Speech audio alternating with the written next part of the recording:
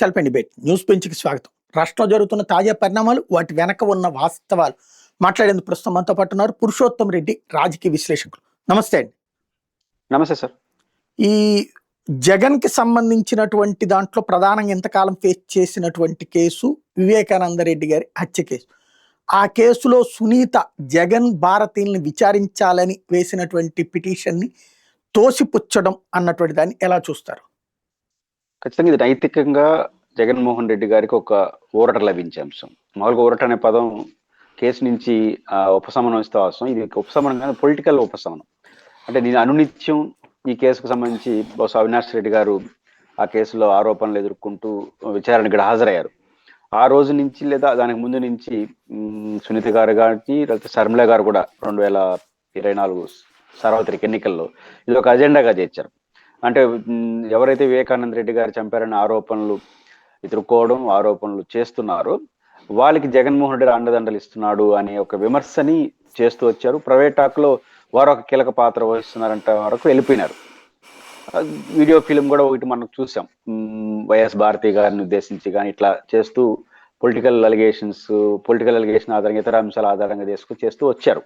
వీటన్నిటి నేపథ్యంలో అదొక సమస్యగా మారింది. జగన్మోహన్ రెడ్డి గారు ఒకనొక సందర్భంలో అసెంబ్లీలో ముఖ్యమంత్రిగా ఉన్నప్పుడు ఒక ప్రకటన కూడా చేశారు. సునీత గారు ఒక చెల్లెలు, అవినాష్ రెడ్డి సోదరుడు, కానీ రెండు కళ్ళు లాంటి వాళ్ళు, ఈ విషయంలో ఎవరు నాకు ఎక్కువ ఎవరు నాకు తక్కువ అనే పద్ధతిలో ఆన్సర్ చేశారు. అయితే ఇప్పుడు అది అయినప్పటికీ కూడా సునీత గారు ఓపెన్ గా మాట్లాడడం, ముఖ్యంగా జగన్మోహన్ రెడ్డి గారితో రాజకీయంగా విభేదిస్తూ వ్యతిరేకించే మీడియా ఛానల్స్ లో అనునిత్యం వెనకాల ఏదో ఉంది, ముఖ్యంగా జగన్మోహన్ రెడ్డి గారు వారి సతీమణి పేర్లు పరోక్షంగా ప్రత్యక్షంగా ప్రస్తావిస్తూ నేరుగా అలిగేషన్ చేసినారు. దానికి బలం చేకూరుస్తూ సునీత గారు కూడా దీని వెనకాల బలమైన శక్తులు ఉన్నాయి, మా అన్న సపోర్ట్ చేస్తున్నాడు. ఎవరిని వివేకానంద రెడ్డి గారు మర్డర్ విషయంలో డైరెక్ట్ గా వాళ్ళు జగన్మోహన్ రెడ్డి గారి పేరు ప్రస్తావించకపోయినా ఎవరైతే ఆరోపణలు ఎదుర్కొంటున్నారో లేకపోతే వారు అనుమానిస్తున్నారో వారికి ఆయన అండదండలు ఉన్నాయి, కాపాడుతున్నాడు అనే ఈ కాపాడు వెనకాలంటే వాళ్ళ వెనకాల ఉద్దేశం ఏంటి, ఇట్లాంటి చర్చలు వీలు చేయడం, వాళ్ళు డైరెక్ట్ అలిగేషన్ చేయడం, ఈ రెండింటి కారణంగా 24 గంటలు ఇదే చర్చ నడుస్తూ వచ్చింది. ఇప్పుడు దానికి సంబంధించి సునీత గారు కేసు విచారణ పూర్తయిన నేపథ్యంలో ఎఫ్ఐఆర్ ఛార్జ్ షీట్ అయిపోయిన నేపథ్యంలో సుప్రీంకోర్టుకు వెళ్ళారు. సుప్రీంకోర్టు సిబిఐని అడిగింది, సిబిఐ పూర్తి చేశాం, విచారించాల్సింది, బట్ మీరు ఆదేశిస్తే తదుపరి విచారణ కూడా చేస్తామని చెప్పినట్టున్నారు. సుప్రీంకోర్టు మొత్తం మీద ప్రైమరీ కోర్టు లోయర్ కోర్టుకి వెళ్ళమని చెప్పింది. లోయర్ కోర్టులో ఒకరిద్దరికి సంబంధించి విచారణలు చేర్చమని చెప్పింది. వాళ్ళు విచారిస్తారు. వీరిద్దరికి సంబంధించినంత వరకు అవసరం లేదని చెప్పారు. సునీత గారు చేస్తున్న ఆర్గ్యుమెంట్ బయట పబ్లిక్ గా ఏదో ఒక లింకులు పెట్టి మాట్లాడచ్చు, కానీ కోర్టులో సాధ్యం కాదు కదా. వాళ్ళ బంధువులను, వాళ్ళకి సంబంధించిన వాళ్ళతో మాట్లాడుతున్నారనో, వాళ్ళకి తెలుసనో ఈ పద్ధతిలో కుదరదు. ఇంకా ఆ పద్ధతిలో కూరితే అన్ని కేసులో జగన్మోహన్ రెడ్డి గారిని విచారించవచ్చు. ఇప్పుడు మద్యం కేసు ఉంది, ఏంటి ఆరోపణ? మద్యం కేసు సంబంధించి ధనంజయ రెడ్డి గారు ఆయనకి సెక్రటరీ, కృష్ణమోహన్ రెడ్డి గారు ఓఎస్డి, మిథున్ రెడ్డి గారు ముఖ్యమైన నాయకుడు, చెవిరెడ్డి గారు ముఖ్యమైన, ఇవన్నీ చూస్తే ఇట్లా ముఖ్యమైన నాయకులు ఆయనతో తెలిస్తే వైఎస్ఆర్ కాంగ్రెస్ పార్టీలో ఏ అధికారైనా ఏ ముఖ్యమైన నాయకుడైనా అరెస్ట్ అయినా కేసు విచారణకు వచ్చినా జగన్ గారు తెలుసు అంటే తెలుసు. కాబట్టి అన్నిట్లో ఆయన అంటే అది కుదరదు. కాబట్టి ఏ యాంగిల్లో చూసినా కూడా, పొలిటికల్ యాంగిల్లో చూసినా నైతిక యాంగిల్లో చూసినా వారి పేరు దీంట్లో చేర్చాల్సినంత అవసరం లేదు.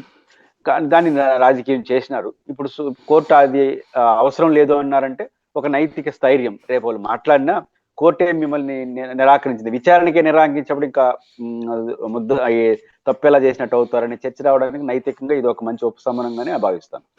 అంటే సుప్రీంకోర్టు కింద కోర్టు నుంచి తేల్చుకోమంటే కింద కోర్టుకు వచ్చారు. ఇప్పుడు ఇక్కడ కోర్టు తోసిపుచ్చింది కాబట్టి రేపు మళ్ళీ హైకోర్టు సుప్రీంకోర్టు దాకా వెళ్ళరా? ఆ ప్రొవిజన్ లేదనుకుంటున్నాను. ఎందుకంటే పైకోర్టు ప్రొవిజన్ టెక్నికల్ గా సాధ్యం కాకపోవచ్చు. ఎందుకంటే పైకోర్టుకి వెళ్ళిన తర్వాతనే సుప్రీంకోర్టు సర్వోన్నత న్యాయస్థానం జోక్యం చేసుకోలేదు. మీరు ఏదైనా అంటే మీ అభిప్రాయం ప్రైమరీ కోర్టుకి చెప్పమన్నారంటే ప్రైమరీ కోర్టు అంత మార్కే అయినింది. అంటే ప్రైమరీ కోర్టుకి ఎందుకు వచ్చారు? సుప్రీంకోర్టు కింద పొమ్మంటేనే వచ్చారు. సుప్రీంకోర్టు పొమ్మంటేనే వచ్చారు కాబట్టి వాటన్నింటినీ కూడా ప్రైమరీ కోర్టు పరిగణలో తీసుకుంటుంది. సుప్రీంకోర్టు యొక్క సూచన మేరకే మన దగ్గరకు వచ్చారంటే అన్ని పరిశీలించుంటుంది. అన్ని పరిశీలించి సావధానంగా నిర్ణయం తీసుకున్నారు కాబట్టి ఇంకా పైకోర్టుకి వెళ్ళినా అది టైం వేస్ట్ కార్యక్రమంగానే చూస్తారు. కాబట్టి టెక్నికల్ గా నాకు పోవద్దా ప్రొవిజన్ తెలియదు, కానీ అవకాశాలు మాత్రం కోల్పోయినారు. ఎందుకంటే పైకోర్టు సర్వోన్నత న్యాయస్థానం ఇచ్చినటువంటి సూచన మేరకి వాళ్ళు కిందకి వచ్చారు కాబట్టి వారు ఆదేశాల మేరకి మన దగ్గరికి వచ్చారన్న స్పృహ విషయం కింది కోర్టుకు తెలుసు కాబట్టి దాన్ని దృష్టిలో పెట్టుకుని తీర్పిచ్చినప్పుడు అన్ని జాగ్రత్తలు వాళ్ళు తీసుకుంటారు. టెక్నికల్ అంశాలు వారు ఇచ్చిన ఏదో విచారణకు వారు చెప్తున్న కారణాలను సావధానంగా పరిశీలించి ఎలాంటి గ్రౌండ్తో సంబంధం లేకుండా నిర్ణయం తీసుకున్నారు కాబట్టి ఖచ్చితంగా అంతకు మించి పోవడానికి వాళ్ళు స్కోప్ ఉండదు. పోయినా కూడా అక్కడ సానుకూలమైన రిజల్ట్స్ వస్తున్నాను అనుకోని పైపించి కొంచెం నెగిటివ్ కామెంట్స్ కూడా వచ్చే అవకాశాలు ఉంటాయి. రైట్. మరొక వైపున మెడికల్ కళాశాలల పీపీపీకి వ్యతిరేకంగా రాష్ట్ర వ్యాప్తంగా 1,04,00,000 సంతకాలు సేకరించారు. అది భారీ కార్యక్రమమే వైసీపీ చేపట్టింది, చేసింది. అయితే ఎట్టి పరిస్థితుల్లో అదే కరెక్ట్, పీపీపీ మించిన అద్భుతం మరొకటి లేదు, పీపీపీ ద్వారానే బాగుపడతాయి ఏ వ్యవస్థ అయినా సరే అన్నటువంటిది పదే పదే చంద్రబాబు గారు చెప్తూ వస్తున్నారు. ప్రజలు దేన్ని నమ్ముతారు? అంటే ప్రజలు అల్టిమేట్ గా ఈ రోజు వరకు ఫలితాన్ని ప్రజలు సాధారణంగా నమ్ముతారు. ఏదైనా సరే ఫలితం బాగుంటే, ఇప్పుడు మీ పీపీఏ పద్ధత ప్రభుత్వ పద్ధత అనేది, ఇప్పుడు మెడికల్ కాలేజీ సీట్లు అనుకోండి, సీట్లు పొందిన వరకే సమస్య. హాస్పిటల్ నిర్వహణ చాలా ఇంపార్టెంట్. హాస్పిటల్ నిర్వహణ యజమాని ఎవరో చూడరు, సౌలభ్యం అదేవిధంగా సౌకర్యం, వెసులుబాటు, ఆర్థిక పరమైన అంశాలు దృష్టిలో పెట్టుకుని వ్యవహరిస్తారు. ఉదాహరణకు చిత్తూరు జిల్లాలో అపోలో హాస్పిటల్ పర్మిషన్స్ ప్రాబ్లమ్స్ వచ్చినప్పుడు, అప్పుడు ఇక్కడ గుర్తు చిత్తూరు ప్రభుత్వ హాస్పిటల్ని అపోలో వాళ్ళకి అప్పగిచ్చారు మెయింటెనెన్స్ బాధ్యతలు. నేను కూడా ఒక సందర్భంలో అరెస్ట్ అయినప్పుడు ప్రాథమిక చికిత్స లాంటి తీసుకెళ్తారు కదా, ఏదో పొలిటికల్ కేసులో ఒకటి చూశాను. హాస్పిటల్ ఇన్ఫ్రాస్ట్రక్చరు లేకపోతే బిల్డింగ్స్ అవన్నీ బాగున్నాయి, కానీ మెయింటెనెన్స్ చాలా పరిమితం ఉంది. ఎందుకంటే ప్రభుత్వ హాస్పిటల్ ఉన్న మనీ రీత్యా. అపోలో హాస్పిటల్ ఇచ్చినప్పుడు మేము అందరూ వ్యతిరేకించాం, గవర్నమెంట్ హాస్పిటల్ వాళ్ళకి ఎట్లా ఇస్తారు అని. కానీ ఇప్పుడు మెయింటెనెన్స్ వాళ్ళు ప్రభుత్వ హాస్పిటల్ ఎలాంటి ఫీజు స్ట్రక్చర్ లేకుండా ఉందో వాళ్ళు అట్లే నిర్వహిస్తున్నారు. మరి ఈరోజు అటుందో తెలియదు, కొంతకాలం క్రితం. కానీ మెయింటెనెన్స్ బాగుంది కాబట్టి ఇది బాగుంది అనుకున్నారు. అపోలో హాస్పిటల్ వాళ్ళకి దాన్ని ఇవ్వడం బాగుంది అనుకున్నారు, ఎందుకంటే సౌకర్యాలు పోయినాయి, ఆర్థిక ఇది ఇబ్బంది ఏం లేదు. వాళ్ళ సౌలభ్యం ఏంటి, వాళ్ళకి మెడికల్ సీట్లు వచ్చినాయి, హాస్పిటల్ చూపించి మెడికల్ సీట్లు తెచ్చుకున్నారు. అట్లాంటి వెసులుబాటు ఉంది అనుకోండి, ప్రైవేట్ అయితే ఏమి గవర్నమెంట్ ఏమి అనే అభిప్రాయం ప్రజలు వస్తారు. పైపించు అపోలోకి ఇవ్వడం మంచిదనే అభిప్రాయం కూడా వస్తారు ప్రజెంట్. ఆ గతంలో హాస్పిటల్ రన్నింగ్ తీరుని చూసినప్పుడు అట్లే ఉంటాయి అవి. ఇప్పుడు గవర్నమెంట్ హాస్పిటల్స్ ఏదైతే 17 మెడికల్ కాలేజీల్లో 10 అనుకుంటున్నాను ఇప్పుడు వాళ్ళు పీపీఏ మోడల్ ఇవ్వబోయేది, ఆ 10 మెడికల్ కాలేజీలు మెయింటెనెన్స్ అట్లా ఉంటాయా అనేది ఇక్కడ మౌలికమైన ప్రశ్న. అక్కడేంటి, ఆల్రెడీ ఎస్టాబ్లిష్ అయినటువంటి ప్రభుత్వ హాస్పిటల్ ఉంది, బిల్డింగ్ ఉంది, స్ట్రక్చర్ ఉంది, స్థలం ఉంది. జస్ట్ మెయింటెనెన్స్ మోడిఫికేషన్స్ కొన్ని మిషనరీస్ తీసుకోవడానికి అపోలో చేసింది.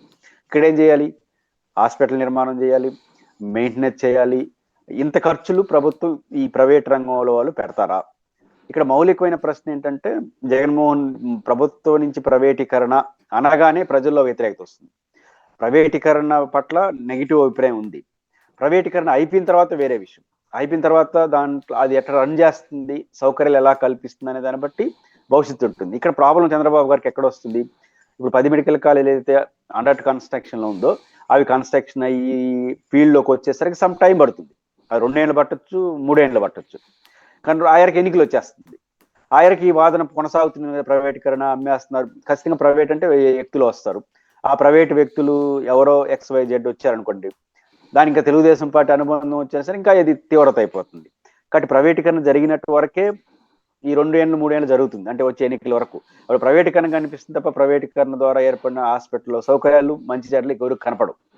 ప్రైవేటైజ్ చేసినారు, ప్రైవేట్ వ్యక్తులకు అమ్మేసినారు, ఈ చర్చే వస్తుంది. ఇది పెద్ద డిఫికల్ట్ తెలుగుదేశం పార్టీకి. 2, వాటి కన్స్ట్రక్షన్ ఎట్లా చేస్తారు? ఇప్పుడు చంద్రబాబు గారు ఏమంటున్నారు, 4-5 వేల కోట్ల రూపాయలు ఖర్చు అవుతుంది, మిగతా పూర్తి చేయడానికి సంవత్సరానికి 15,000 కోట్లు మెయింటెనెన్స్ కాస్ట్ అవుతుంది, ఇది మేము చేయలేము, ఇది ప్రభుత్వం దగ్గర డబ్బులు లేవు అని ప్రాథమికంగా అన్నారు. ఇప్పుడు నిజంగా జరగాలంటే ఇప్పుడు 4-5 వేల కోట్ల రూపాయల్లో కేంద్ర ప్రభుత్వం ఇక్కడ ఇస్తుందా? ప్రైవేట్ సెక్టార్లో ఇస్తే, ప్రభుత్వంలో 17 మెడికల్ కాలేజ్ ఇస్తే వాళ్ళు 40% నిధులు ఇచ్చారు. ఫర్దర్ గా ఎట్లుంటుంది, ఇస్తారా ప్రైవేట్ మేనేజ్మెంట్ వస్తే అనేది ఒక మౌలికమైన ప్రశ్న. ఒకవేళ ఇచ్చారనుకోండి, మిగిలిన 2,000 కోట్లు ఎంత అవుతుంది కదా, అంటే ఒక్కొక్క దీనికి 250 కోట్లు సంథింగ్ అమౌంట్ అవుతుంది కదా. ఇంత ప్రైవేట్ వాళ్ళు పెడతాడా దాని కన్స్ట్రక్షన్ పూర్తి కావడానికి? 2, మెయింటెనెన్స్ కి అయ్యే ఖర్చులు కంప్లీట్ గా వాళ్ళే భరిస్తారా? రేపు ఫీజ్ స్ట్రక్చర్ లో ఆ హాస్పిటల్లో ఫీజు రన్ అవుతుందా, లేదా మెడికల్ కాలేజ్ సీట్లు అడ్మిషన్స్ ఎలా ఉంటాయి? ఇవన్నిటిని దృష్టిలో పెట్టుకుని వ్యవహారాలు నడుపుతారు. ఇప్పుడు చంద్రబాబు గారు ఇచ్చిన కొత్త జీవో జగన్ గారు తీవ్ర వ్యతిరేకత ఒక ముఖ్యమైన కారణం. మేము రేపు హాస్పిటల్ అయితే అందులో టీచింగ్ కానీ నాన్ టీచింగ్ కానీ అడ్మినిస్ట్రేషన్ స్టాఫ్ ఎవరైతే ఉంటున్నారో వాళ్ళ జీతాల ప్రభుత్వం ఇస్తుంది అంటున్నారు. అంటే జీతాల ప్రభుత్వం ఇస్తుంది, బిల్డింగ్ ప్రభుత్వం, భూమి ప్రభుత్వం, బహుశా ఈ డబ్బులు ఖర్చు అయ్యేది కూడా కేంద్ర ప్రభుత్వం నిధులతో పోల్చుకొని మొత్తం కట్టేస్తే జస్ట్ మెయింటెనెన్స్ మాత్రమే వాళ్ళకి ఇస్తారా? ఆ మెయింటెనెన్స్ ఇచ్చిన తర్వాత ఎలా మెయింటెనెన్స్ అవుతుంది అనేది రేపు తెలుస్తుంది. ఆయనకి ఎలక్షన్స్ వచ్చేస్తాయి. కాబట్టి మెడికల్ కాలేజీ విషయంలో మాత్రం ప్రభుత్వ వాదన ఎన్ని వాదనలు వేసినా అల్టిమేట్ గా ఆంధ్రప్రదేశ్ ప్రభుత్వం ప్రైవేట్ వాళ్ళకి ఇచ్చే వైపుగా ప్రభుత్వం ఉన్నట్టుగా, దాన్ని వ్యతిరేకించే వ్యక్తిగా జగన్మోహన్ ఉన్నట్టుగా ఈ రోజు చర్చ నడుస్తుంది. దీనికి 2 ఏళ్ళు అట్నే నడుస్తుంది. కానీ ఖచ్చితంగా ఇది తెలుగుదేశం పార్టీకి, కూటమికి పెద్ద సమస్యగా అయితే మారుతుంది. రైట్. మరొకటి, రఘురామకృష్ణరాజు వ్యవహారంలో ఓ పక్కన ఐపీఎస్ సునీల్ని పిలిచి ప్రశ్నించారు. ఆయనేమో తాజాగా ఓపెన్ ట్వీట్లు బిగిన్ చేసేశారు. రఘురామకృష్ణరాజు మీద కూడా ఇప్పుడు ఏదైతే మొన్ననే గతంలో ఇచ్చినటువంటి స్టే ఎత్తివేశారు. ఇప్పుడు ఆయన మీద విచారణ చేయాలంటే ఆయన నా పదవి నుండి తీసేయండి, నా మీద విచారణ సందర్భంలో నా మీద పదవి తీసేసినప్పుడు అన్నటువంటిది ఓపెన్ కన్ఫరంటేషన్కి వస్తున్నాయి. దాన్ని ఎలా చూడాలి? అంటే పొలిటికల్ టార్గెట్లకు వెళ్ళిపోయాడు ఆయన. ఇప్పుడు ఆయన ఆఫీసర్ మామూలుగా బస్ సస్పెండ్ అయ్యాడు. ఇప్పుడు ఆయన మంచి రచయిత కూడా, నాకు తెలిసి దళిత సాహిత్యం వాటిలో పొలిటికల్ యాంగిల్ కూడా ఉంది ఆయనకి. కాబట్టి ఇప్పుడు పొలిటికల్ యాంగిల్ బయటకు వస్తా ఉంది. అంటే పదే పదే ఒక ఆఫీసర్ గా ఆయన పైన కానీ ఆయన కేంద్రంగా చేసుకుని జగన్ గారిని ఈ టార్గెట్ చేస్తూ రావడం వల్ల దీనికి పరిష్కారం అదే అనుకున్నాడు. నిజానికి రఘురామకృష్ణరాజు గారి పైన దాడి జరిగిందా లేదా అనేది విచారణ తెలుస్తుంది. తేలితే ఎవరు తప్పు చేశారు కూడా విచారణ తెలుస్తుంది. నిజంగా కస్టోడియన్ టార్చర్ ఒక పౌరుడి పేరు జరిగినా కూడా అంగీకరించడం, అది ఉందో పార్లమెంట్ సభ్యుల పైన జరిగి ఉంటే అంతకన్నా అభ్యంతరకరం లేదు, బాధ్యులపైన చర్య తీసుకోవాలి. అయితే సునీల్ కుమార్ గారి పాత్ర ఏముంటుంది? సునీల్ కుమార్ గారు డిఐజీ, ఆయన ఫోన్ చేస్తే కింద వాళ్ళు దాడి చేశారనేది అలిగేషన్స్ గా ఈయన చేయొచ్చు. కానీ దాని నిరూపితమయ్యేది ఎట్లా? అదొక మౌలికమైన ప్రశ్న కదా. ఎవరు ఒప్పుకుంటారు? ఆయన ఆదేశించి కొట్టమంటే కొట్టేదానికి కింద సిఐకి కానీ డిఎస్పీ కానీ అధికారం ఉందా? ఇవన్నీ నిరూపితమయ్యేది కాదు. కానీ పదే పదే ఆయన పేరు ఆరోపించడం, ఆయన జగన్ గారి పీరియడ్లో కీలకమైన పోస్టుల్లో ఉండడంతో ఇచ్చరవిడి ఆరోపణలు ఎక్కువ జరిగినాయి. ఇప్పుడు దానికి కౌంటర్ అనుకున్నాడేమో కానీ కౌంటర్ అటాక్ మొదలెట్టాడు. ఆ కౌంటర్ అటాక్ ఈ రోజు బహుశా మీరు చూశారనుకున్నాను. ఈ రోజు ఎక్స్ లో ఆయన స్పందించింది మరీ ఘాటుగా ఉంది. 420 ఈ రఘురామకృష్ణరాజు గారు వాళ్ళ గురించి మొత్తం అటాకింగ్ మోడ్ లోకి వెళ్ళిపోయినాడు. మొన్నేమో మీరు అన్నట్టు నా పైన ఆరోపణలు వచ్చినాయి కాబట్టి విచారణకు ఆటంకం అని నన్ను సస్పెండ్ చేసినారు. ఈ రోజు ఆయన పైన, ఆయన ఆస్తులు, అది అప్పుల పైన, బ్యాంక్ ఎగవేత పైన స్టే ఎత్తేసారు. విచారణ జరుగుతుంది కాబట్టి ఆ విచారణ అడ్డుకునే అవకాశం ఈయనకి లేదా? ఆయన కూడా యాక్షన్ తీసుకోవాలి కదా, డిప్యూటీ స్పీకర్ పదవి నుంచి తొలగించాలి కదా ఎమ్మెల్యే కాకపోయినా అనే ఆర్గ్యుమెంట్ ఆయన మొదలెట్టు. ఇది టెక్నికల్ గా సాధ్యం కాకపోవచ్చు, ఏది రఘురామకృష్ణరాజు తొలగించాల్సిన అవసరం వాటికి సంబంధించి. కానీ నైతికంగా చర్చ అవుతుంది కదా. ఎక్కడి వరకు ఇప్పుడు రఘురామకృష్ణరాజు గారిని మొదట పొలిటికల్ నన్ను అధికారిగా సస్పెండ్ చేశారు, ఆయన కూడా ఉన్నాడు కాబట్టి ఆయన కూడా విచారణ కాబట్టి ఆయన కూడా తీసేయండి అనే దాన్ని ఫస్ట్ ఒప్పుకోకపోవచ్చు. కానీ ఈ బ్యాంక్ ఎగవేత విషయంలో మాత్రం నైతికంగా ప్రజల సపోర్ట్ వస్తుంది. ఎస్, పర్ఫెక్ట్లీ కరెక్ట్ కదా. ఎందుకంటే ఆయన్ని విచారణకి ఇబ్బంది వస్తుందని సస్పెండ్ చేసినప్పుడు ఇప్పుడు ఆయన పైన 950 కోట్లు 1000 కోట్లు అనుకుంటాను. బ్యాంక్ ఎగవేత విషయంలో ఈయన పదవిని అడ్డుకునే అవకాశం ఉంది కదా. ఇన్ని రోజులు స్టే కావచ్చు, ఇంకోటి కావచ్చు, 900 కోట్లు ఒక రైతు 2 లక్షలు 3 లక్షలు ఎగ్గొడితే ఆస్తులు జప్తు చేస్తున్నారు. పెద్ద పెద్ద వాళ్ళు మాత్రం కోట్లు 100 కోట్లు వేసినా పట్టించుకోవట్లేదని విమర్శ ఎప్పుడూ ఉంది. నాట్ ఓన్లీ రఘురామకృష్ణరాజు గారు, నంబర్ ఆఫ్ పారిశ్రామికులతో. మరి 950 కోట్లు ఇన్ని రోజుల పాటు నిలబడ్డా అంటే ఆయనకి రాజకీయంగా పలుకుబడ్డే కదా. కాబట్టి మరి సునీల్ కుమార్ డిమాండ్ ప్రకారం చేయొచ్చు కదని నైతికత మద్దతు వస్తుంది. టెక్నికల్ గా జరగకపోవచ్చు. కాబట్టి సునీల్ కుమార్ గారు కొత్త రూపం ఎత్తుకున్నారు. ఈ రోజు కూడా ఎక్స్ లో 420 అనే పదాలు వాడాడు.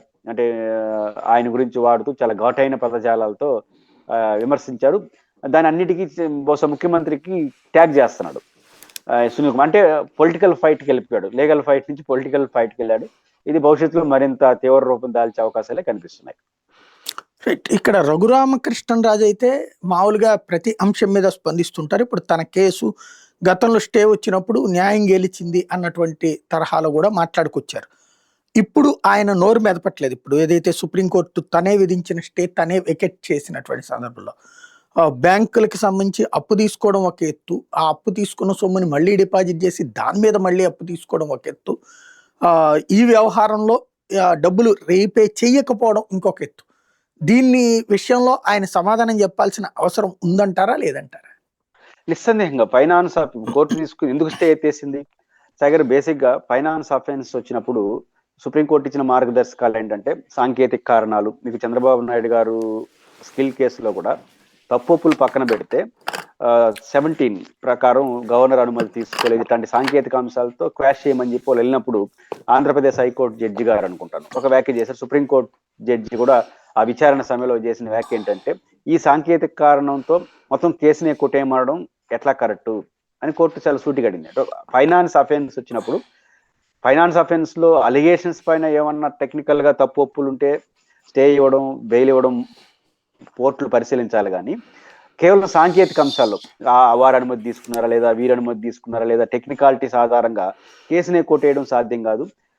ఫైనాన్స్ అఫెన్స్ విషయంలో విచారణ వేగంగా జరుగుతున్న సమయంలో కోర్టు యొక్క జోక్యాలు, కోర్టు యొక్క ఇంటర్ఫిరెన్స్ కానీ, కోర్టు యొక్క స్టేలు కానీ ఆటంకం కాకూడదు.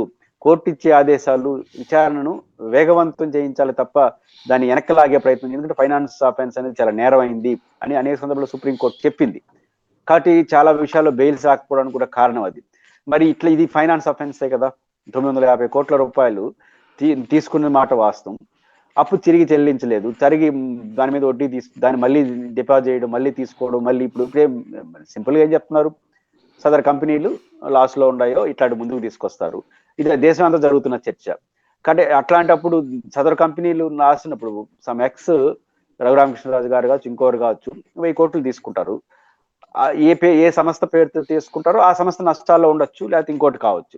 కానీ మిగతా ఆస్తులు ఏమి లేవా? నాకు 1,00,000 కోట్లు ఉంటాయి నా దగ్గర, ఓ 10,000 కోట్లతో ఒక వ్యాపారం స్టార్ట్ చేసి అప్పు తీసుకుంటాను. ఆ 10,000 కోట్లు రిలేటెడ్ గా నష్టపోతే ఆ కంపెనీని చూపించే వరకు తప్పించుకోవడం కుదరదు. మిగతా 90,000 కోట్ల రూపాయలు ఉన్నటువంటి ఆస్తుల సంగతి ఏంటి? నాదే కదా. ఒకవేళ నా పర్ఫార్మెన్స్ ఫెయిల్ అయితే నాది తప్పు అవుతుంది తప్ప ఆ కంపెనీది కాదు కదా. కాబట్టి ఇట్లాంటి అనేక అంశాలు ఉన్నాయి కాబట్టి ఖచ్చితంగా వీటికి ఆన్సర్ చేయాలి ఆయన. చేయకపోయినా ప్రజలు మాత్రం అడుగుతారు కదా, ఎట్లా స్టే ఇచ్చినప్పుడే అభ్యంతరం. ఇక్కడే కాదు, దేశవ్యాప్తంగా కూడా కొన్ని పదుల సంఖ్యలో సంస్థలకు లక్షల కోట్ల రూపాయలు కేంద్ర ప్రభుత్వం రుణమాఫీలు చేసుకొస్తూ వచ్చింది. కాబట్టి అట్లాంటి దాని కొనసాగింపు ఏది ఉంటుంది. కాబట్టి కేంద్ర ప్రభుత్వం ఇచ్చే రుణమాఫీ నుంచి కూడా వీళ్ళు పొందలేకపోయినారంటే ఏదో టెక్నికల్ గా ఇంకా చాలా తప్పులు ఉన్నాయని ప్రజలు అనుకునే అవకాశం ఉంది. ఖచ్చితంగా రఘురామకృష్ణరాజు గారికి ఇది ఒక సమస్య. కాబట్టి ఇప్పుడు రేపటి నుంచి ఖచ్చితంగా దీన్ని గట్టిగా పట్టుకుంటాడు ఆయన సునీల్ కుమార్.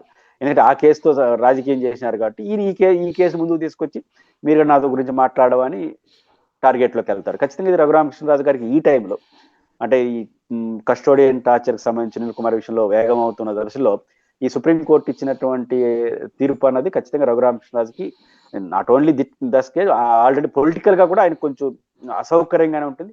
బహుశా దాని అంటే ఎదుర్కొంటాడో చూడాలి. రైట్. చంద్రబాబు గారికి ఇప్పుడు ఏదైతే బిజినెస్ టుడే వాళ్ళు ఒక అవార్డు ఇచ్చారు, ఫైనాన్షియల్ రిఫార్మర్ అని. ఒకవైపున తాజాగా మన రాష్ట్రంలో జరుగుతున్న ఆర్థిక అంశాల గురించి ఆంధ్రజ్యోతి కూడా ఏంటిది ఇంత తేడా తప్పులు చేస్తున్నారేంటి అన్నటువంటి పాయింట్ రైజ్ చేసుకొచ్చింది.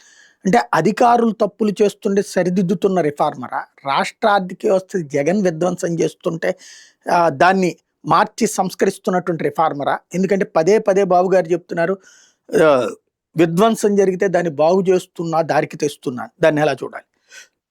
సరిగా నేను అనుకుంటుంది మరో టెక్నికల్ గా మాట్లాడినప్పుడు ఏ రకమైనటువంటి రిఫార్మర్ అంటే వెనకబడ్డ ఆర్థిక వ్యవస్థ ముందు తీసుకురావడం, లేకపోతే ధ్వంసమైన ఆర్థిక వ్యవస్థను రిఫార్మ్ ద్వారా తీసుకురావడం అనే ఆర్థికవేత్త, లేదా ఒకవైపు నడుస్తున్నటువంటి ప్రభుత్వ రంగ సంస్థల నుంచి ప్రైవేటీకరణ వైపు తీసుకెళ్లే ఆర్థిక సంస్కర్త. ఇప్పుడు పివి నరసింహారావు గారు ఉన్నారు. అంతవరకు భారతదేశం రూట్ ఏంటి? మిశ్రమ ఆర్థిక విధానం, పబ్లిక్ అండ్ ప్రైవేటు, లేదా పబ్లిక్ సెక్టార్ మేజరు, ఇట్లా ఉండేది. అక్కడి నుంచి ప్రైవేట్ సెక్టార్ వైపు నల్లింది దేశం. దానివల్ల బాగుపడ్డామా నష్టపోయామా అనేది వేరే చర్చ. ఆ రకమైన ఆర్థిక సంస్కర్తగా ఆయన చూస్తాం. ప్రైవేటు వైపు అడుగులు వేసిన దాంట్లో ఏగవంతం చేసిన వ్యక్తి పివి నరసింహారావు గారు. చంద్రబాబు గారు కూడా ఆ రకమైన ఆర్థిక సంస్కర్త అంటే అంగీకరించవచ్చు. ఇప్పుడు ఉదాహరణకు మెడికల్ కాలేజీలు పీపీఏ పద్ధతిలో చాలా విషయాలు ఆయన పీపీఏ పద్ధతిని తీసుకుని, ఇప్పుడు రోడ్లు, నేషనల్ హైవే నుంచి స్టేట్ హైవేస్ లో కూడా పీపీఏ పద్ధతిలో రావాలి. రేపు స్కూల్స్ లో చాలా వాటిలో పీపీఏ, అంటే ప్రైవేట్ సెక్టార్ ని భాగస్వాములు చేయడం. అంటే ప్రభుత్వం వైపు నడుస్తున్నటువంటి వ్యవస్థలను కాస్త ప్రైవేట్ సెక్టార్ని భాగస్వాములు చేయడం, ప్రభుత్వ సెక్టార్కి అప్పగించడం. ఇప్పుడు విశాఖ స్టీల్ ప్లాంట్ ఉంది. విశాఖ స్టీల్ ప్లాంట్ అందరూ ఏం మాట్లాడారు, అందులో అవన్నీ ప్రతిపక్షంలో మాట్లాడారు. ఇప్పుడు అధికారంకి వచ్చినప్పుడు ఏమంటున్నాడు, అసలు మీరు పని చేయబోతే చేతిలో ఇస్తారంటున్నాడు. అంటే ఒక రకంగా పబ్లిక్ చంద్రబాబు గారు మొదటి నుంచి కూడా పబ్లిక్ సెక్టార్ కన్నా ప్రైవేట్ సెక్టార్ని ఆయన ఆహ్వానిస్తున్నాడు.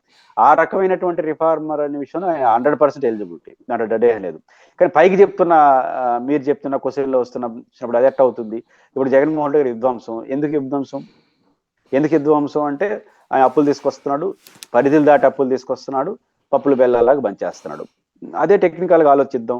ఆయనకన్నా అప్పులు మీరు ఎందుకు ఎక్కువ తెస్తున్నారు? తక్కువ సమయంలో 5 ఏళ్ళు తెచ్చేదేమో 2 ఏళ్ళు తెచ్చేసేయకున్నారు మీరు. 2 తెచ్చిన అప్పులు ఇన్ఫ్రాస్ట్రక్చర్ మీద ఎంత ఖర్చు పెడుతున్నారు? వైట్ పేపర్ రిలీజ్ చేయండి చూద్దాం.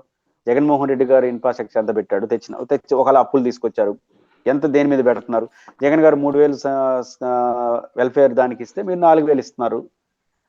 మీరు సంక్షేమ పథకాలకు ఆయనకన్నా ఎక్కువ ఇస్తున్నామని చెప్పారు. ఇచ్చిన హామీలు ఇచ్చినవన్నీ అమలు చేశారా లేదనేది పొలిటికల్ డిస్కషన్. ఇచ్చిన వాటికి ఆయనకన్నా ఎక్కువ ఇవ్వడానికి ముందుకు వస్తున్నారు కదా, ఆయనకన్నా ఎక్కువ ఇచ్చాను అంటున్నారు కదా. మరి ఆయనకన్నా ఎక్కువ అప్పు తెస్తున్నారు, ఆయనకన్నా ఎక్కువ సంక్షేమ పథకాల మీద ఖర్చు పెడుతున్నారు. మరి ఆయనకన్నా ఎక్కువ ఇన్ఫ్రాస్ట్రక్చర్ మీద ఖర్చు పెట్టామని ఇంతవరకు అనలేదు. జగన్మోహన్ రెడ్డి గారు 1,00,000 కోట్ల అప్పు తీసుకొచ్చి 10,000 కోట్లు ఇన్ఫ్రాస్ట్రక్చర్ మీద పెట్టాడు.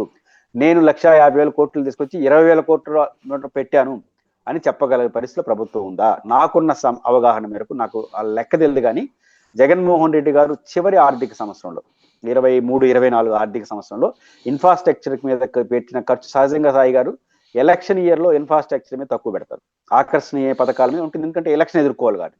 ఆ టైంలో పెట్టిన ఖర్చు కన్నా ఎన్నికల్లో గెలిచిన మొదటి సంవత్సరం మనం ప్రయోగాలు చేస్తాం, ఎందుకంటే ఎలక్షన్ నేను దగ్గర లేదు కాబట్టి. ఎక్కువ ఉండాలి, మోర్ ఎఫెక్టివ్గా ఉండాలి. అలాంటి తక్కువ ఉంది. 23-24 ఇన్ఫ్రాస్ట్రక్చర్లో జగన్మోహన్ రెడ్డి గారు ఎంత ఖర్చు పెట్టాడో, ఎంత లక్ష్యం పెట్టుకొని ఎంత ఖర్చు పెట్టాడో, చంద్రబాబు గారు లక్ష్యంలోనే తేడా ఉంది. ఇంక ఖర్చు పెట్టింది ఎంత అనేది మళ్ళీ చూడాలి. అంటే జగన్మోహన్ రెడ్డి గారి కన్నా అప్పులు ఎక్కువ, జగన్మోహన్ రెడ్డి గారి కన్నా సంక్షేమ పథకాలు ఇస్తున్న దాంట్లో సంఖ్య ఎక్కువ, సంక్షేమ పథకాల సంఖ్య తగ్గింది, ఇస్తున్న వాటిలో అంతకన్నా ఎక్కువ ఇస్తానని చెప్తున్నారు. మూడోది ఆయనకన్నా ఇన్ఫ్రాస్ట్రక్చర్ ఎక్కువ ఖర్చు పెట్టారు. మరి ఎట్లా ఆర్థిక రిఫార్మ్స్ చేసినట్టు అవుతారు? ఇంకా ఆయన చేయబోతున్న ఇప్పుడు రోడ్లు, నేషనల్ స్టేట్ హైవేస్, అదేవిధంగా ఇప్పుడు పీపీఐ పద్ధతిలో మెడికల్, ఇట్లాంటివి ఏదైనా సక్సెస్ అయితే రేపు అప్పుడు మాట్లాడచ్చు ఇది. కానీ నేను అనుకుంటుంది ఆ అవార్డు వారు ఎందుకు ఇచ్చారు అని నేను అనుకుంటున్నానంటే, ఒక పివి నరసింహారావు గారి లాగా ఒక ప్రభుత్వ రంగం యొక్క మోటివ్తో నడుస్తున్న ప్రభుత్వాన్ని కాస్త ప్రైవేట్ సెక్టార్ వైపు తీసుకెళ్తున్న రిఫార్మ్గా మాత్రం ఖచ్చితంగా చంద్రబాబు నాయుడు గారిని యాక్సెప్ట్ చేయాల్సిందే. రైట్. మరొకటి, జగన్ ఈ రోజు వరకు కూడా తన క్రిందటిసారి 80 మంది దాకా అభ్యర్థుల్ని అటు ఇటు మార్చారు. ఎమ్మెల్యేలు ఎంపీగా, ఎంపీలని ఎమ్మెల్యేలుగా, నియోజకవర్గాల మార్పు, ఇవన్నీ కూడా వాటిలో ఉన్నటువంటి వాళ్ళకి ఏది తేల్చకపోవడంతో పార్టీ పరిస్థితి అగమ్యగోచరంగా మారింది. నాయకులైతే తిరుగుబాటు చేయడానికి సిద్ధంగా ఉన్నారన్నటువంటి కోణాన్ని ఆంధ్రజ్యోతి ప్రొజెక్ట్ చేసింది. దీన్ని ఎలా చూడాలి? అంటే లేని కోణాన్ని తీసుకురావడంలో వాళ్ళకి మించిన వాళ్ళు ఎవరు లేరు. అది జగన్మోహన్ రెడ్డి గారిపై తిరుగుబాటు అంటూ వస్తే సహజంగా ఎన్నికల్లో ఓడిపోయిన పార్టీకి విమర్శలు, రెండోది నాయకత్వం పైన ధిక్కార స్వరాలు వినిపిస్తాయి. ఎప్పుడు వినిపించాలి? మొదట 6 నెలల్లో సంవత్సరం ఇప్పించాలి. సంవత్సరం దాటి 6 నెలలు అయింది, 1.5 సంవత్సరం అయిపోతా ఉంది. వినిపించలేదంటే జగన్మోహన్ రెడ్డి నాయకత్వం పైన విశ్వాసంతో పాటు మనం తిరుగుబాటు చేసినా, మనం వ్యతిరేకించినా చేసేది ఏమీ లేదు. ఇప్పుడు జగన్మోహన్ రెడ్డి గారి పట్ల తిరుగుబాటు వ్యక్తం చేయడం కన్నా, నాకున్న సమాచారం మేరకు, చాలా దగ్గర వ్యక్తులతో మాట్లాడిన మేరకు, తిరుగుబాటు కోసం ప్రయత్నించడం లేదా నిరసన కోసం ప్రయత్నించే అనేది ఎక్కడ వినపట్ల. దగ్గర అవుదాం అనే వాళ్ళ ప్రయత్నం ఎక్కువైపోతుంది. ఇప్పుడు తాడేపల్లి తాకిడి ఏంటంటే, జగన్ ఎట్లా మారడు, మనం మారి జగన్ గారికి దగ్గర అయిపోవడమే ఒకటి పరిష్కారం అనే నిర్ణయానికి వచ్చారంట చాలా మంది కార్యకర్తలు. అంటే మళ్ళీ జగన్మోహన్ రెడ్డి గారు అధికారంకి వస్తాడు, వచ్చిన తర్వాత మనం పరిష్కారం ఏంటంటే ఆయన దగ్గర అయిపోవాలి. ఒకసారి జగన్మోహన్ రెడ్డి గారి దగ్గర అయిపోతే ఆయన చూసుకుంటాడు. ఇది మొత్తం యంత్రాంగంలో జరుగుతున్న చర్చ తప్ప తడబిడ తేల్చుకుందాం అనేది ఏమీ లేదు. నేను ఎందుకు నమ్ముతున్నానంటే 2 ఘటనలు నేను విన్నాను. ఒకటి, జగన్మోహన్ రెడ్డి గారు రెగ్యులర్ గా పార్టీ కార్యక్రమాలు ఇచ్చినప్పుడు నియోజకవర్గ సమన్వయకర్త ఏ స్థాయి వ్యక్తి అయినా చేయకపోతే నేరుగా అమరావతి హెడ్ క్వార్టర్కి వచ్చి వివరణ ఇచ్చిపోమంటున్నాడు. ఆయనకు కూడా కాదు, ఆఫీసులో వచ్చి వివరణ ఇచ్చేసుకోవాల్సి వస్తున్నారు. దీంట్లో మంత్రిగా పనిచేసిన వాళ్ళు కూడా, పేరు చెప్పడం ధర్మం కాదు కానీ మంత్రిగా చెప్పిన వాళ్ళు కూడా నాతో మాట్లాడిన ఒకరిద్దరు మంత్రి స్థాయిలో ఉన్న వాళ్ళు కూడా పోయి వివరణ ఇచ్చుకొచ్చుకున్నారు, మేము చేయకపోవడం కారణం ఇది అని. ఆ పరిస్థితి ఎందుకు వస్తుంది సాయి గారు? ఓడిపోయిన పార్టీలో. నెంబర్ 2, ఇంటర్నల్ సమావేశంలో ఒక విషయంలో జగన్ గారు ఒక మాట అన్నారు నిన్న. అదేంటంటే, రాబోయే పంచాయతీ ఎన్నికలకు సిద్ధపడిపోవాలి, పెడతారో లేదు తర్వాత విషయం. ఎన్నికలకు సిద్ధపడాలి, ప్రతి పంచాయతీలో పోటీ చేయాల్సిందే, ప్రతి కార్యక్రమం చేసి తీరాల్సిందే. పార్టీ కార్యక్రమం ఇచ్చిన కార్యక్రమం మస్ట్ అండ్ షుడ్ చేసి తీరాలి, పార్టీ ఇచ్చిన కార్యక్రమం. ఈ రెండు ఎవరైనా జనరల్ గా మేము యాడ్ చేస్తాం, ఫైనాన్షియల్ గా నష్టపోయినాం, అధికారం పోయింది, సహజంగా కొంచెం ప్రొటెస్ట్ ఉంటుంది. ఇక్కడ ప్రొటెస్ట్ కాకపోతే ఏదైనా కొంచెం వివరణ ఇవ్వడానికి అంటే కొంచెం మినహాయింపులు ఇవ్వండి, కొంత టైం ఇవ్వండి అని అడుగుతారు కదా. అట్లా అడిగి ప్రైవేట్ టాక్ లో కొంతమంది సెకండరీ లీడర్షిప్ ఎవరైతే జగన్ వాళ్ళు అడిగితే మీరే జగన్ అడగండి అంటే ఆ విషయం తెలుసుకున్న జగన్ గారు వీళ్ళు అడక్క ముందుగానే చెప్పిన మాట ఏంటంటే వాళ్ళ ద్వారా అయినది, ఎవరికైనా కొంచెం కష్టం అనిపిస్తే అంటే ఇప్పుడు ఇస్తున్న కార్యక్రమాలు, చేస్తున్న పనులు, భవిష్యత్తు పైన ఇస్తున్న పనులు ఎవరికైనా కష్టం అనుకుంటే కొన్ని రోజులు విశ్రాంతి తీసుకోండి, ఆ స్థానంలో నేను ఏరే సమన్వయకర్తను పెట్టుకుంటాను అన్నాడు. ఇంక పంచాయతీ ఎక్కడుంది? అంటే ఆ పరిస్థితి లేదు, ఆయన దగ్గర పోయే పరిస్థితి లేదు. అంటే చాలా మంది బయట ఇంకా ఈయన మనం కానీ చేయలేమన్నా లేదా మనం ఈ కార్యక్రమాలు నిర్వహించలేకపోన్నా ఆయన గొడవ పడాలంటే ఫస్ట్ నేను ఏ రోజు పెట్టుకుంటాను ముందే చెప్తున్నాడు. ఇంకేం పంచాయతీ? కాబట్టి జగన్మోహన్ రెడ్డి గారి పట్ల అసంతృప్తి ఉంటే ఉండొచ్చు గాక, కానీ అసంతృప్తి అనేది బహిరంగ వ్యక్తం చేయడం కాదు కదా. ఉంటే పోతే పోనైన పరిస్థితి అయింది. ఒకనొక సందర్భంలో మీలాంటి జర్నలిస్ట్ మీడియా సమావేశం నిర్వహించినప్పుడు బహుశా ఎవరో ఇంకొకరిద్దరు అయోధ్య రామిరెడ్డి గారు అట్లాంటి చర్చ వచ్చినప్పుడు వాళ్ళు వెళ్తారు, విజయసాయి రెడ్డి గారు వెళ్ళారు కదా, ఏంటంటే ఇంకొక ఇద్దరు పోయేట్టుగా ఉండరని వార్తలు వస్తుంది పొమ్మను అని చెప్పాడు. అంటే ఆయన యాటిట్యూడ్ అలా ఉంది. కాబట్టి అలాంటి యాటిట్యూడ్ ఉన్నటువంటి, అలాంటి నాయకత్వం ఉన్నటువంటి, ఇట్లాంటి ప్రతిపక్షంలో కూడా కార్యక్రమం చేయకపోతే వచ్చి నాకు సమాధానం చెప్పాల్సిందే, ఒకవేళ మీరు చేయలేకపోతే వేరే వాళ్ళని చూసుకుంటాను అనే ధైర్యం ఆయన ప్రదర్శిస్తున్నాడు. అంటే ఇన్ని కార్యక్రమాలు ఇస్తున్నా అంటే తిరుగులేని లీడర్షిపే కదా వైసీపీ కొరకు. ఆయన దగ్గర అసంతృప్తి ఎక్కడ? అసంతృప్తి ఉన్నా ఇంట్లో కూర్చొని బాధపడడం తప్ప ఆయనకి వ్యక్తం చేసే పరిస్థితిలో లేరు. ఎందుకంటే మీరు అసంతృప్తి వ్యక్తం చేసే లోపలే మీరు బోర్డు నేను ఎవరో వాళ్ళని తీసుకుంటాను అంటున్నాడు. ఇంకేం అసంతృప్తి వ్యక్తం చేస్తారు? ఆ పరిస్థితి ఏం కనపట్లేదు. నాకు కనపడినంత వరకు ఇష్టం లేని వాళ్ళు తప్పుకుంటారు, లేదా వేరే పార్టీకి పోయే పరిస్థితి కూడా ఏమీ లేదు. కనీసం ఇక్కడ ఉంటే గౌరవం ఉంటుందని ఉంటారు, బాధ్యతల నుంచి తప్పుకుంటారు తప్ప తిరుగుబాటు చేసే పరిస్థితులు ఆడేమీ లేవు. తిరుగుబాటు చేసే అవకాశం ఆయన ఎవడు, ముందే సర్దుకొని నేను వేరే వాళ్ళు చూసుకుంటాను అంటున్నాడు. ఈ పరిస్థితి అక్కడ ఉన్నప్పుడు దానికి భిన్నంగా ఇట్లా రాసుకోవడం వల్ల సాధించేది శూన్యం. రైట్, ఫైనల్ గా ఒకటి చెప్పండి. పవన్ కళ్యాణ్ ఈ మధ్యన కంటిన్యూస్ గా తన కార్యక్రమాలు అటు అధికారికంగా ఇటు పార్టీ పరంగా కూడా చేసుకొస్తున్నారు. ఈవెన్ తెలంగాణకి విస్తరణ కార్యక్రమం వైపు కూడా శ్రీకారం చుట్టారు. మరొక భారతీయ జనతా పార్టీ అటల్ యాత్ర పేరుతో ఇంతవరకు మన రాష్ట్రంలో అయితే ఎన్టీఆర్ విగ్రహాలు లేకపోతే రాజశేఖర రెడ్డి విగ్రహాలు ఉంటుంటే ఇప్పుడు అటల్ విగ్రహాలు పెట్టి ముందుకు వెళ్తున్నటువంటి పరిస్థితి. వీళ్ళ యాంగిల్ ఆఫ్ పాలిటిక్స్ ని ఎలా చూడాలి? ఖచ్చితంగా ఈ యాంగిల్ చూసినప్పుడు ఇది కూటమి ఫ్యూచర్ ఐక్యతకు కొంత ప్రశ్నార్థకంగా మారే అవకాశం ఉంది. అంటే విభేదాలని కాదు, రాజకీయంగా ఏ పార్టీ అయినా ఎదగడానికే ట్రై చేస్తుంది. 3-4 మిత్రపక్షాలు కలిసి ఒక కూటమిగా ఏర్పడినప్పుడు ముగ్గురు యాక్టివ్గా పార్టిసిపేట్ చేయడం అంటే ఒకరినొకరు ఇబ్బంది పెట్టుకోవడమే. ఎందుకంటే కూటమిలో ఉండేవాళ్ళు, అందులో అధికారంలో ఉండే కూటమిలో ఉండే వాళ్ళు ప్రతిపక్ష ఓట్లు ఎటువంటి పరిస్థితుల్లోనూ తీసుకోలేరు, ఫ్యాక్ట్. ఎందుకంటే అధికారంలో ఉన్న ప్రతిపక్షాలు ఎట్లా వస్తే మీ ఓట్లు పోతాయి తప్ప ప్రతిపక్షాన్ని ఓట్లు అధికార కూటమికి రావు. అధికార కూటమిని పంచుకోవాలి. పంచుకునే క్రమంలో ఒక పార్టీ యాక్టివ్ అయిపోవడం అనేది ఖచ్చితంగా ఇంకొక పార్టీకి ఇబ్బందే. ఇప్పుడు బీజేపీ యాక్టివ్ అయింది అనుకోండి, జనసేన యాక్టివ్ అయింది అనుకోండి, ముగ్గురు యాక్టివ్ కావడం కుదరదు. ముగ్గురు గ్రూప్గా యాక్టివిటీ అయితే నెంబర్ 1 పార్టీ ఇప్పుడు కూడా అప్పర్ హ్యాండ్ అవుతుంది గ్రూప్గా యాక్టివ్ అయితే. ఎందుకంటే నెంబర్ 1 పార్టీకి ఉన్నటువంటి నెంబర్ 1 పార్టీ తెలుగుదేశం. అట్లా కాకుండా ఇండివిజువల్గా ఒకరికొకరు యాక్టివ్ అవుతున్నారు అంటే అది ఖచ్చితంగా ఘర్షణ స్టార్ట్ అవుతుంది. అది తెలుగుదేశం, బీజేపీ, జనసేన మాత్రం దృష్టిలో పెట్టుకొని నేను చెప్పట్లేదు, అది సైంటిఫిక్ ప్రూవ్డ్. మిత్రపక్షాల మధ్య యాక్టివ్ అయితే ఖచ్చితంగా మిత్రపక్షాల మధ్య విభేదాలు దారితీస్తుంది. సో ఖచ్చితంగా ఈరోజు జనసేన యాక్టివ్ అవుతున్నారు. ఒక పక్కన 15 ఏళ్ళు అంటూ ఉన్నారు, యాక్టివ్ అవుతున్నారు. అప్పుడప్పుడు కొన్ని సున్నితమైన కామెంట్లు కూడా చేసేస్తున్నారు. రెండో వైపు వైఎస్ఆర్ కాంగ్రెస్ పార్టీ పవన్ కళ్యాణ్ గారి పైన నువ్వేం చేస్తున్నావు అని అడిగినప్పుడు సమాధానం ఎప్పుడో ఒకసారి చెప్తున్నాడు. అంటే ఒక రకంగా పవన్ కళ్యాణ్ గారు ఇంటున్నాడు అనే భావన కలిగిస్తున్నాడు. అని సమాధానం చెప్పుకునే చేతగా కాదు. అంటే ఇప్పుడు పవన్ కళ్యాణ్ గారు కొన్ని ఘటనలో స్పందించలేదని వైసీపీ ప్రశ్నిస్తే తప్పే ఉంది ఆ ఘటన అంటే ప్రభుత్వాన్ని సమర్థించినట్టు అవుతుంది. మౌనంగా ఉంటే అర్ధంగీకారంగా మారుతుంది, విమర్శ ఉండొచ్చు. అంటే ఈ కాలంలో వైఎస్ఆర్ కాంగ్రెస్ పార్టీ 1 అంటే 2 అంటుంది జనసేన మామూలుగా అయితే.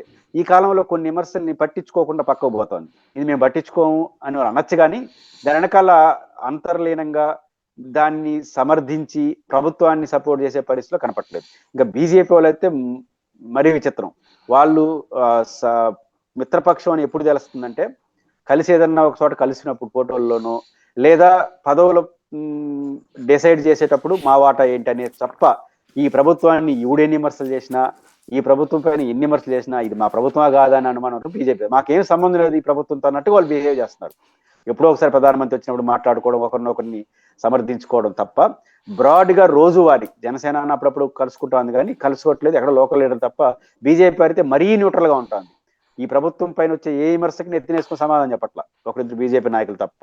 అట్ ద సేమ్ టైం వాళ్ళకి అవకాశాలు పదవులు వచ్చినప్పుడు మా వాటా ఏంటని తీసుకోబోతారు. వాళ్ళు మించి వాటా కూడా తీసుకుంటారు వాళ్ళకున్న కేంద్రంలో పలుకుబడి రీత్యా. బీజేపీ ఏమో మరీ న్యూట్రల్ అయిపోయింది, జనసేన అటు ఇటుగా న్యూట్రల్ అవుతాను చూసినప్పుడు యాక్టివ్ కావడం అనేది ఫ్యూచర్ లో వీళ్ళు కలిసి ఉండగలరా అనే ఒక అనుమానాన్ని అయితే ఈ మారిన పరిస్థితులు కల్పిస్తాయి. థ్యాంక్ యూ వెరీ మచ్ అండి. ఇది పరిస్థితి. రాష్ట్రంలో అనేక అంశాలు హాట్ టాపిక్ గా మారుతున్నాయి. వాటిట్లలో ఎప్పుడు కూడా ప్రతి అంశానికి రెండు కోణాలు ఉంటాయి. ఒక కోణం ఒకవైపు ప్రచారం జరుగుతున్నప్పుడు రెండో కోణం ఇది.